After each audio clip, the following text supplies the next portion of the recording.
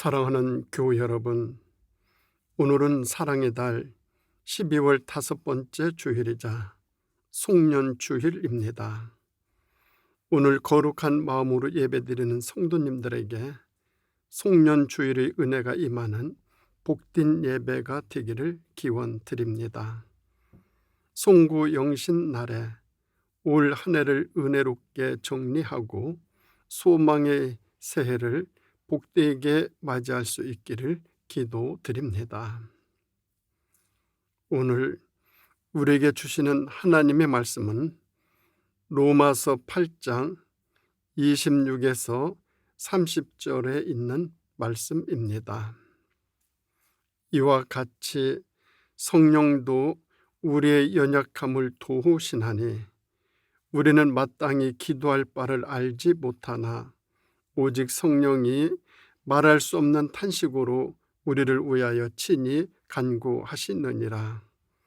마음을 살피시는 이가 성령의 생각을 아시나니 이는 성령이 하나님의 뜻대로 성도를 위하여 간구하심이니라.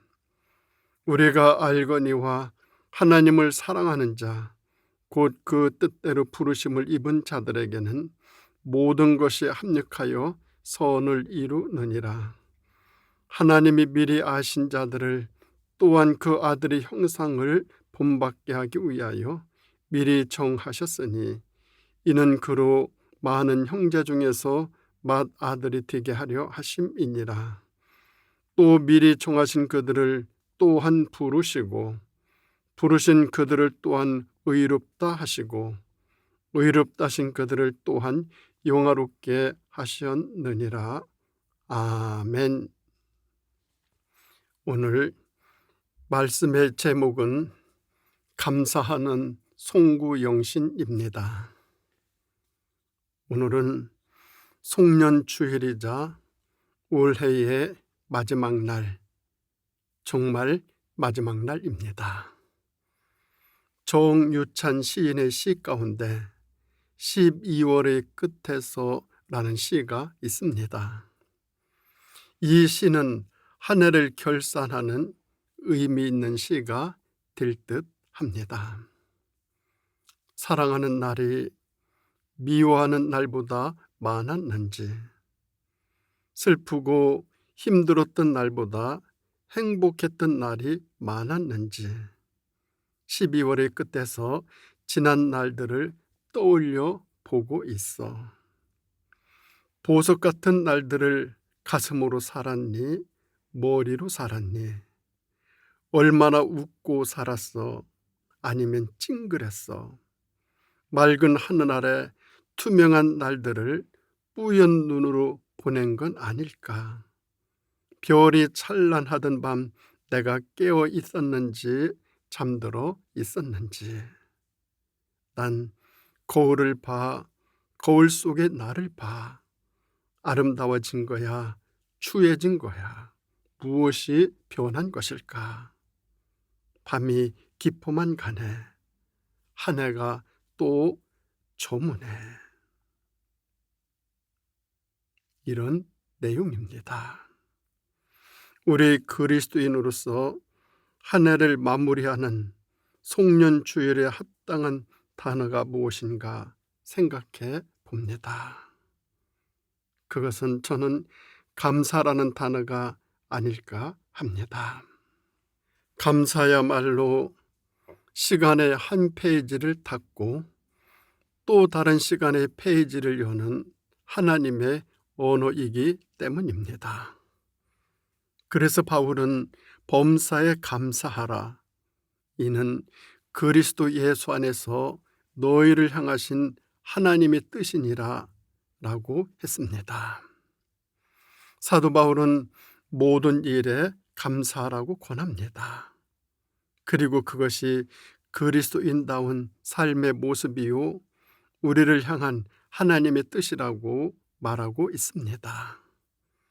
그러므로 송년주일 예배를 드리며 올 한 해 우리가 경험한 모든 일에 감사할 수 있기를 바랍니다.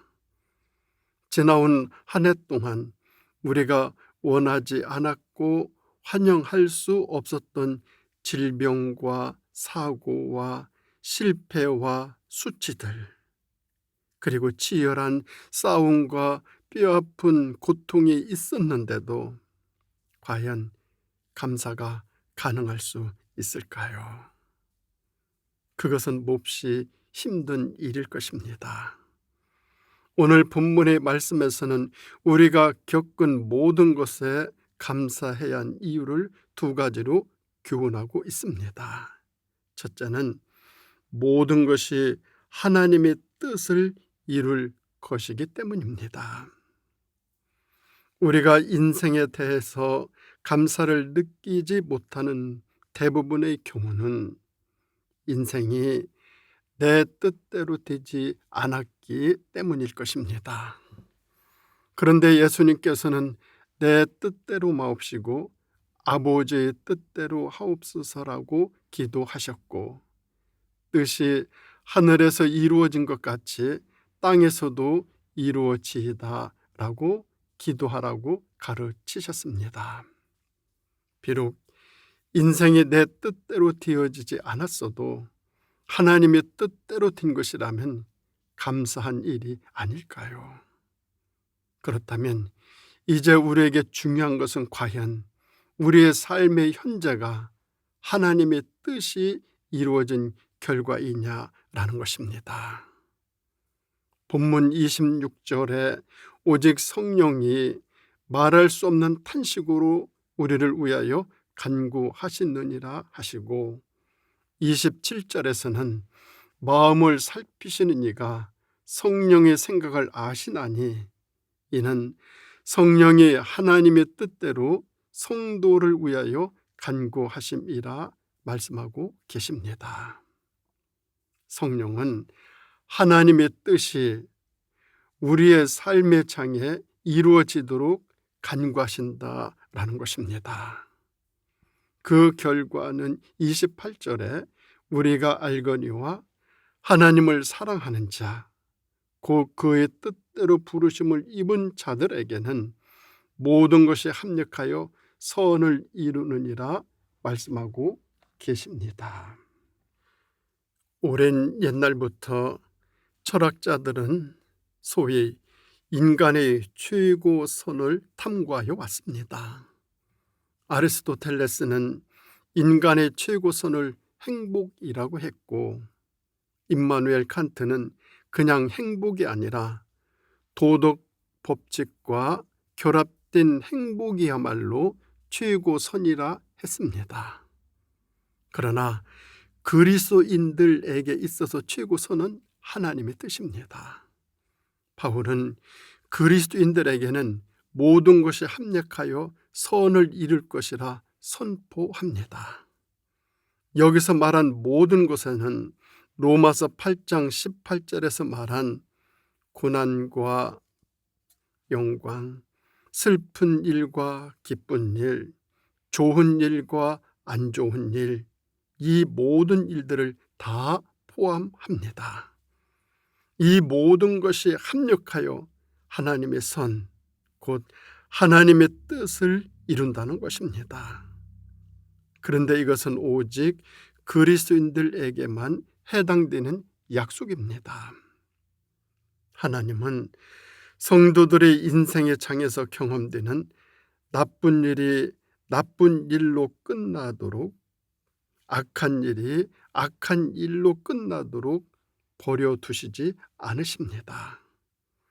나쁘고 악한 일조차도 하나님의 주권적인 간섭과 개입으로 궁극적으로는 선한 일에 되게 하시겠다라는 것입니다.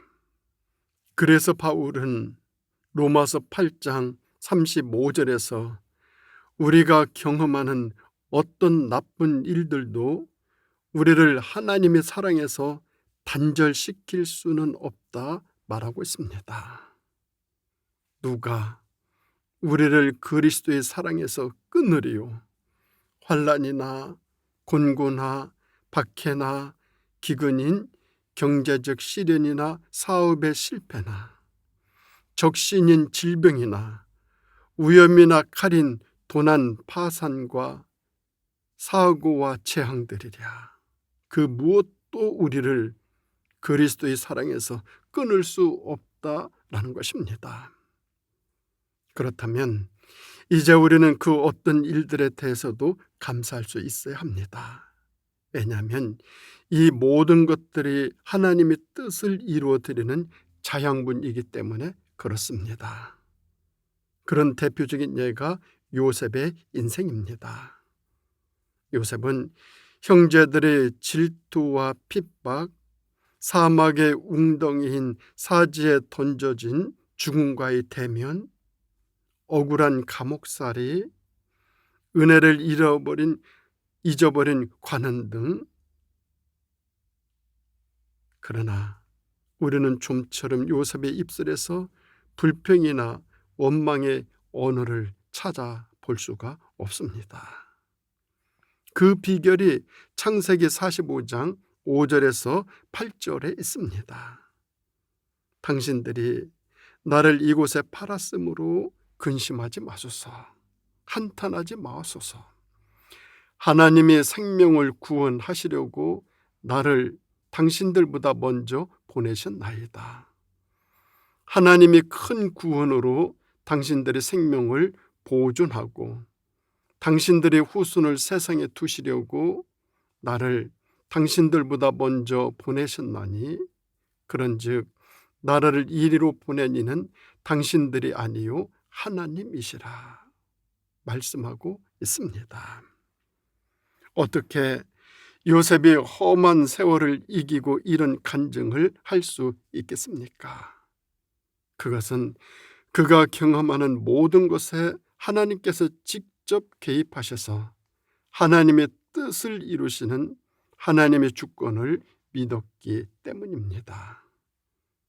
이 믿음, 이 요셉의 이 믿음이 자신을 살리고 가족을 살리고 민족을 살리고 모두를 살려냈습니다. 그런가 하면 두 번째로, 우리가 지나온 모든 것들에 감사할 수 있는 이유는 모든 것이 아들의 형상을 본받게 하기 때문입니다. 사실 우리가 경험하는 모든 것들이 우리가 하나님의 주권을 믿고 있다고 해서 당장에 악한 일이 선한 일로, 악한 상황이 선한 상황으로, 실패의 환경이 성공의 환경으로 바뀌는 것 절대 아닙니다. 오랫동안 우리의 상황은 나쁘고 악하고 고단한 상황 그대로 머물러 있을 수도 있습니다. 그래도 우리는 여전히 감사할 수 있어야 합니다. 그것이 바울이 로마서 8장에서 가르치는 두 번째 교훈입니다. 하나님은 얼마 동안 우리를 나쁜 상황 한복판에 그대로 두신 채로 우리의 인격을 변화시키는 작업을 진행하고자 하십니다. 그때 우리를 둘러싼 고난의 상황은 우리의 인격을 연단하는 작업의 장이 됩니다. 그리고 이런 인격적 조련의 모형은 바로 예수 그리스도의 형상이라는 것을 로마서 8장 29절에서 말씀하고 계십니다. 하나님이 미리 아신 자들을 또한 그 아들의 형상을 본받게 하기 위하여 미리 정하셨으니, 아들의 형상을 본받게 하기 위하여, 이 말씀이야말로 성도들에게 하나님이 기대하시는 가장 중요한 하나님이 선하신 목적이십니다.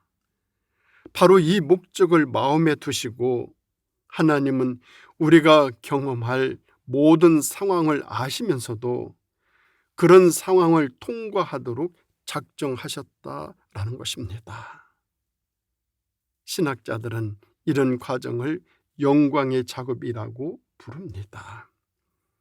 그리고 로마서 8장 30절에는 기독교 교리의 기둥이 되는 몇 가지 교리가 연속으로 등장하고 있습니다. 소위 예정의 교리, 소명의 교리, 칭의의 교리, 영화의 교리로 이들은 결코 분리될 수 없이 연결되어 있어서 이들을 가르쳐 황금사슬의 교리들이라고 부릅니다. 또 미리 정하신 그들을 또한 부르시고, 부르신 그들을 또한 의롭다 하시고, 의롭다 하신 그들을 또한 영화롭게 하셨느니라 말씀하십니다.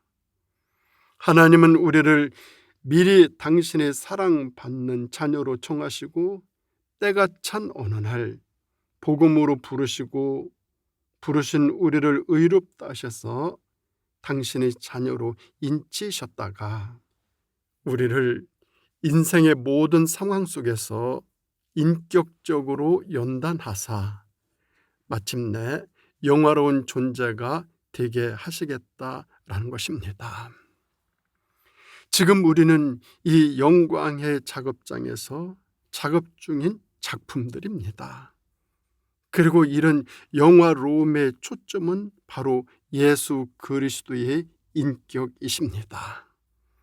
그래서 하나님께서는 때로는 사랑하기 힘든 사람들과 씨름하며 사랑을 배우게 하시고, 슬픔의 파도 속에서 슬픔을 넘어서는 기쁨을 배우게도 하시고, 때로는 불화의 딜레마 속에서 화평의 진리를 배우게 하시고, 때로는 견디기 힘든 환경에서 오래 참는 인격을 연단하게 하시고, 때로는 억지로 손해보는 경험을 통해 관용을 배우게 하시는 우리 하나님이십니다. 우리의 인생의 마지막에 하나님은 우리가 살아온 결과물로서 업적이 아닌 우리가 빚어온 인격을 보고 싶어 하십니다. 그렇다면 지금부터 진지하게 관심을 가져야 할 것은 우리가 얼마나 거창한 일을 하느냐 이것이 아닙니다. 날마다 부딪히는 일상의 경험을 통해 우리가 어떤 존재, 어떤 인격으로 빚어지고 있느냐, 바로 이것입니다. 정말 중요한 것은 우리의 행위가 아닌 우리의 존재라는 것입니다. 이런 일상을 통해 하나님의 합격을 받은 대표적인 예가 있는데 바로 욥입니다. 욥이 그 지독한 고통의 순간들을 어떻게 이겨낼 수 있었을까요? 욥기 23장 10절을 보면, 그러나 내가 가는 길을 그가 아시나니 그가 나를 단련하신 후에는 내가 정금같이 뛰어 나오리라 말씀하고 계십니다. 욥은 자신의 인생에 대한 하나님의 주권을 믿었습니다. 이 모든 것이 나를 정금과 같은 인격으로 연단하시고자 함을 믿은 것입니다. 그리고 그는 잘 견뎠습니다. 그리고 마침내 그가 이 모든 시련을 이겨낸 어느 날 위로자로 자청하고 와서 오히려 자신에게 상처만 주었던 친구들까지 용납하고 용서하는 기도를 시작하는 욥의 그 모습을 본 순간 하나님이 이제 감동을 받으십니다. 그리고 그 순간 하나님은 욥의 공경을 돌이켜 고난을 끝내십니다. 영광의 작업의 목적이 훌륭하게 성취됨을 보신 까닭입니다.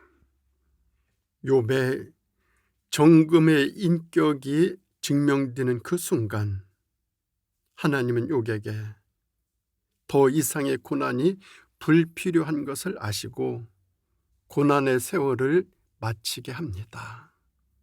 그리고 전혀 상상할 수 없는 갑절의 축복을 베푸십니다. 우리 하나님, 그분이야말로 진실로 신실하신 하나님이십니다. 우리 하나님, 그분은 약속을 꼭 지키시는 하나님이십니다. 그분은 결코 우리를 버리지도 우리를 떠나지도 아니하시는 우리 하나님이십니다. 고난이 아직 안 끝나셨습니까? 그러면 아직도 시험 중에 계신 것입니다. 그렇다면 감사함으로 그 시험에 임하시기 바랍니다. 감사함으로 하나님의 영광의 작업에 맡기시기 바랍니다. 그리고 시련을 이겨낸 정금 같은 인생을 기대하십시오. 내 인생의 주인께서 내게 펼쳐주실 인생의 제2막을 말입니다. 반드시 갑절의 은혜로 꼭 함께해 주실 것입니다. 12월 마지막 날 이 송년주일에 의미 있는 박우목 시인의 시 얼마나 아름다운 12월인가 라는 시와 함께하고 싶습니다. 이 시는 우리로 하여금 12월을 희망적으로 마무리하게 하는 힘찬 긍정의 메시지를 담고 있습니다. 이 시로 올 마지막 날 송년주일을 마무리하고 싶습니다. 한 해의 끝에 서면 나이를 더하는 것이 아니고 새해를 맞는 것이다. 한 해의 끝에 서서 아픈 기억을 지워버리듯 얄팍한 우리 나이도 지워버리자. 애당초 시작하면서 빈손 하나만 가지고 인생을 엮고 갔듯이 다시 한번 어깨를 펴자. 우리에게 12월의 모습이 얼마나 아름다운가. 침몰하는 시간이 아니고 희망찬 내일을 바라보는 가장 높은 전망대처럼. 기도 드리겠습니다. 사랑의 하나님 아버지, 2023년 하나님의 은혜와 축복과 사랑과 긍휼과 인도와 보호 속에서 여기까지 이끌어 주셨음을 감사드립니다. 올 한 해의 마지막 날 송년주일 예배 드리면서 오늘 주신 이 말씀을 생각하며 저희들 아들의 형상을 담기 위해 마지막까지 하나님의 뜻을 이루고자 하신 우리 주님의 삶의 모습을 바라보며 주님, 저희들 이 세상 살아가면서 아버지 하나님의 뜻을 이 땅 위에서 실현시켜 나가는 아버지 하나님의 자녀로서의 삶을 올 한 해 마무리하고 내년 다시 시작할 수 있도록 은혜와 긍휼과 사랑으로 함께하여 주시옵소서. 지난날 모든 것들을 다시 되새기면서 다가오는 새해 소망과 희망으로 가득 채워지는 저희들의 삶이 되어질 수 있도록 인도하여 주시기를 예수님의 이름으로 간절히 기도드립니다. 아멘.